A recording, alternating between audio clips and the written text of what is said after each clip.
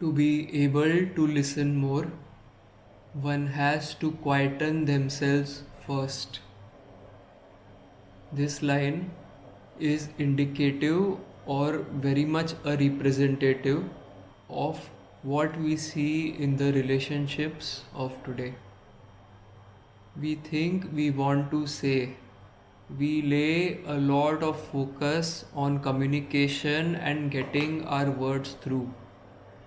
But the problem only arises when we see that what is being communicated or our deepest thoughts or things that are valuable to us, even though we think that they might be so important or great. But when we say it out or when it comes out to surface, it does not take a lot of time to see that it is something which is very shallow, which we have considered as the core of our existence.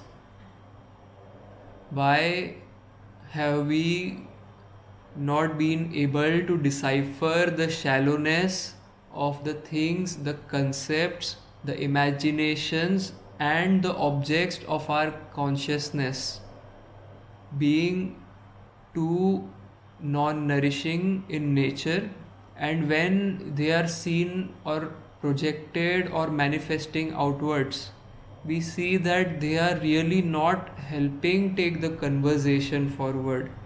It is not really brightening things in your or the other person's life. Rather, it is becoming just another burden. What is it that we are trying to communicate really? Is it something which is central or core to you? Or is it something which is just a rubbish? The things that you have been pushed for, the things that have been hammered into you, or all the threats or all the injustices that you see yourself suffering through without any retaliation, without having the courage to stand up for yourself, nor making the situation light for you where you can flourish, is the dearth of goodness which has now become into a very still water pond which is stinking, which has taken the shape of all the bacteria or the pus that we see lying around in our lives. Is this the very thing which is getting transferred to the other when we open our mouth? Or is there anything deep? Or is there anything of true essence or reality or mystery which will lighten the other coming through us?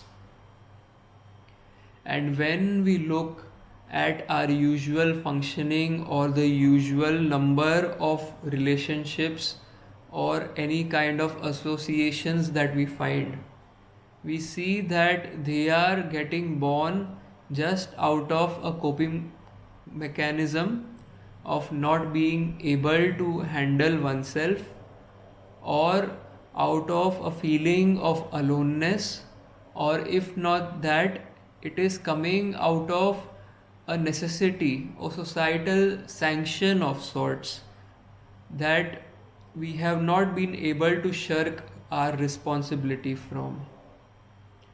And in this compulsion, the relations that are born, they are not uplifting to a great means either. We see these relationships or such happenings spiraling things out of control for us.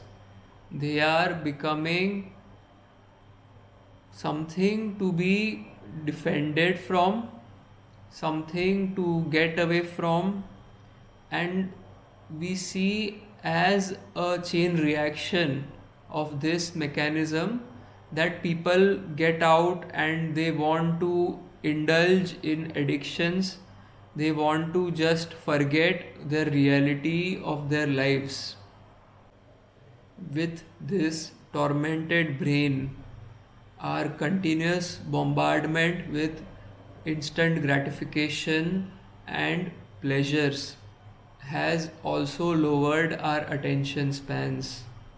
And what this has caused in us unconsciously is that we have started to take things very superficially. We start off with a lot of assumptions, a lot of extreme imaginations, wherein even if someone comes forth and tries to tell you something, we take so many offenses. We have the worst assumptions about everything. And this leaves you in a very isolated space despite having so many people around you who really care for you. You are not able to trust the other. You are not able to see the other's real intent.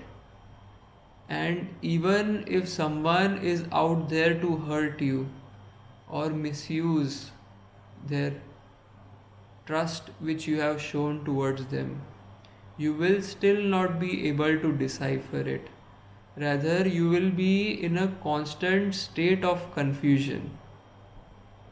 And this is something which has to be taken seriously by all of us, because this is causing a big epidemic of sorts where we do not know what we already think that we know.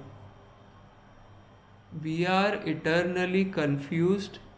We do not know where things stand in our life, and this makes us continuously stressed and anxious. Like the initial quote that we stated at the very beginning goes, that one needs to really quieten themselves first in order to be able to listen to their happenings around them clearly. Observation, and an impartial one, is not possible without first ourselves being still. Even for a scientific experiment to be observed, the observer has to be still. Your observations will be biased towards one side or another if you have not learnt how to keep yourself away and see things through an objective lens.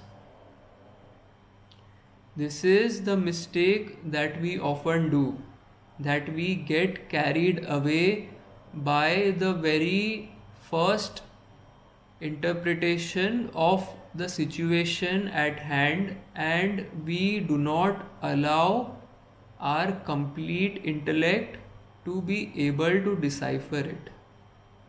We hold a very firm, a very sharp position which is detrimental to our cause.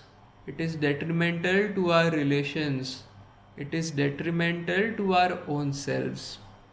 And even if the situation might be as bad as it comes across on the very first instance, yet having this rounded attitude to look at things lets you get the time to be able to react to it in a proper manner. We have stopped seeing the great importance of this step.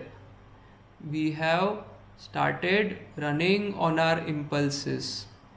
The way the society functions at large, by driving down on consumerism, instant gratification, we have internalized it to such an extent that we are unable to look at a happening through a very normal filter.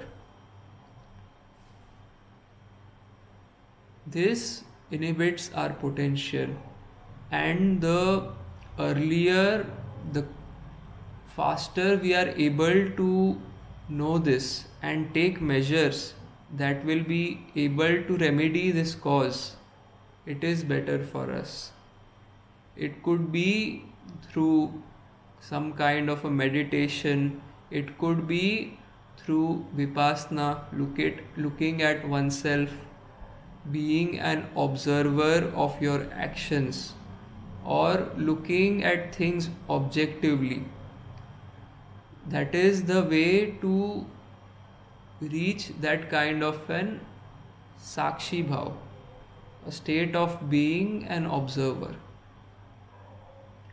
And it is never about not indulging in actions, rather, it is about indulging in actions more intensely, having known the real nature of the problem at hand. So, anyone who tells you that being an observer is enough is not telling you about the full picture. It certainly starts there and then reaches being completely engrossed in your actions. So do not fear getting into actions. Just take the first step of being able to decipher it correctly, and one at a time, when you see that okay, you are able to see things clearly, action directly comes to you. It is often said that the real confidence is one that comes out of clarity. Otherwise, usual confidence on display by us is the one of the ego, where we like to fake it till we make it. But when one has the real clarity, when they are able to decipher things, when they are able to look at things as an observer, the action which is remedial is very much visible to you. When you see that you have a wound at some place, and you see that okay, this is the thing which has caused the wound, and this means that my next course of action should be going to the doctor, or if it's a minor wound, it would be to clean it up on my own and apply the bandage. This clarity will help you take the correct step and take it timely. So we have said a lot about the importance of being able to view things clearly, and the most important thing that takes you towards that is to be able to quieten yourself, your thoughts, your continuous churning of the brain, your continuous squabbling, your continuous push and pull of considerations of your actions. It needs to halt for a bit to be able to see the full picture.